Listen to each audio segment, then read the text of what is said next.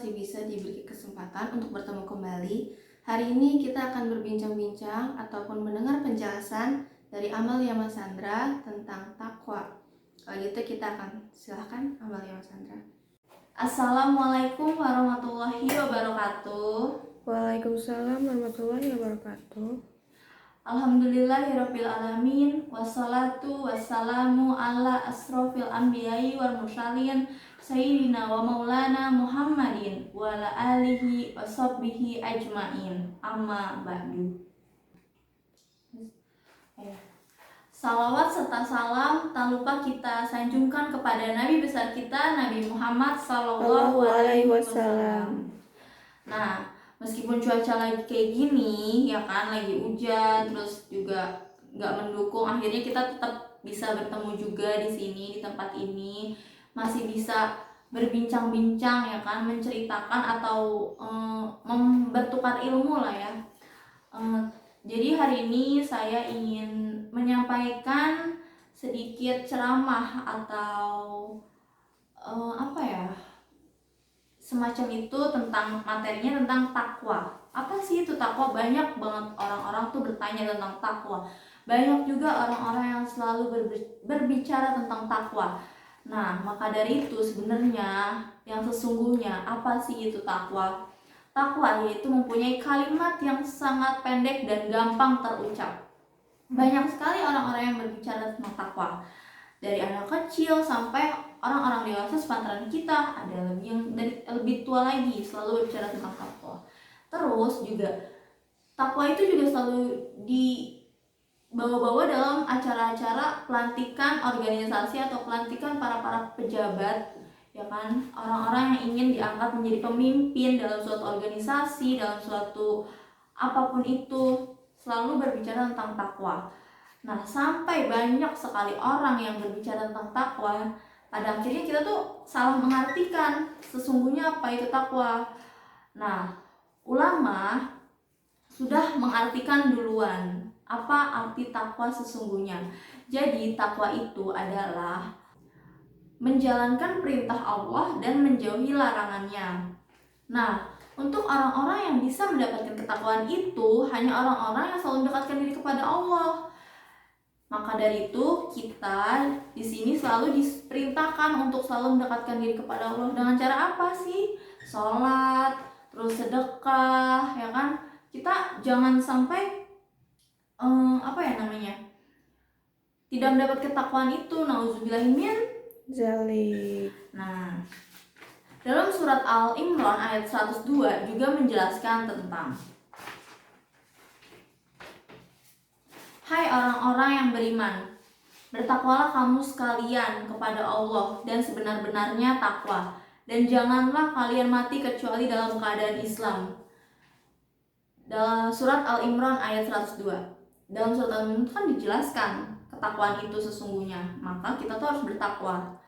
Dan kita sebagai muslim harus konsisten dengan ketakwaan. Dimanapun kita berada, kita tuh harus bertakwa. Jangan cuma di sini aja kita bertakwa, di luar rumah kita harus bertakwa, ya kan? Jangan cuma di masjid bertakwa, nanti keluar dari masjid kita udah gak bertakwa lagi, kita lupa akan hal itu. Nauzubillahi min Zalik. Nah, dimanapun kita tuh harus bertakwa. Lalu banyak banget timbul pertanyaan-pertanyaan dari orang-orang yang menjelaskan yang bertanya tentang takwa.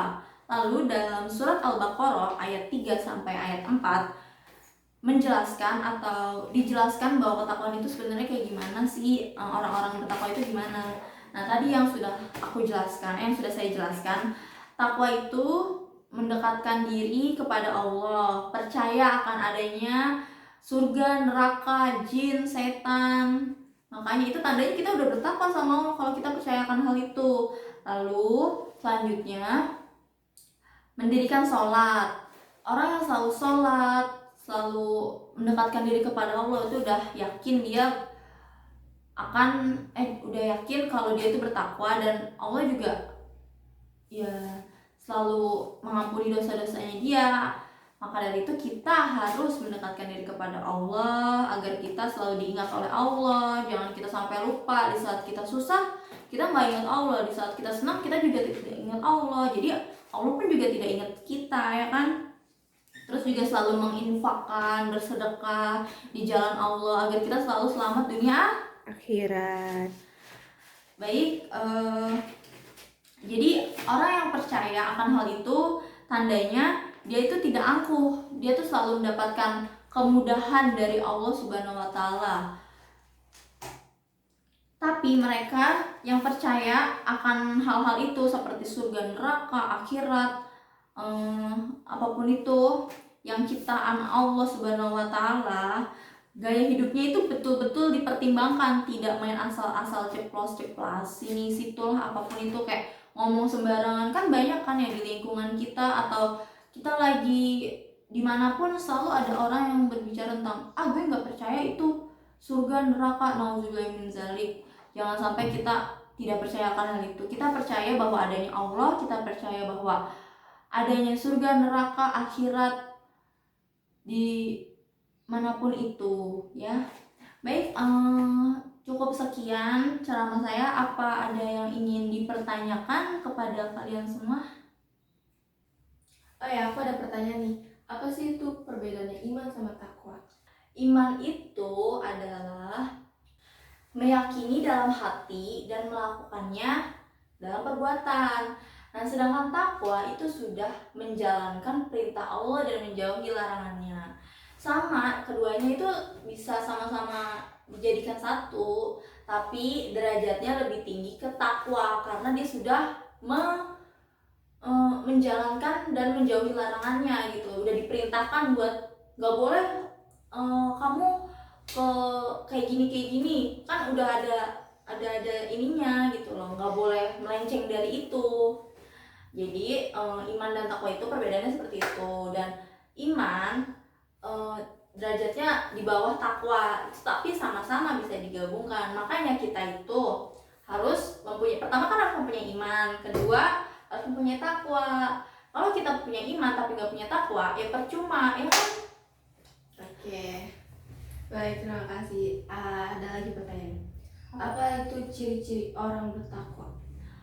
Ciri-ciri orang bertakwa, dia itu selalu mendekatkan diri kepada Allah. Nah, yang kedua,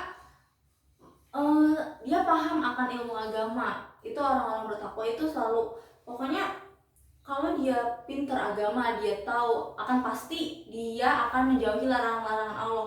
Kalau dia nggak 100% tahu tentang agama gitu loh, tentang ilmu-ilmu, dia pasti ada melenceng-melencengnya, dan dia tandanya itu belum 100% bertakwa. Jadi tuh kayak masih awang-awang gitu loh.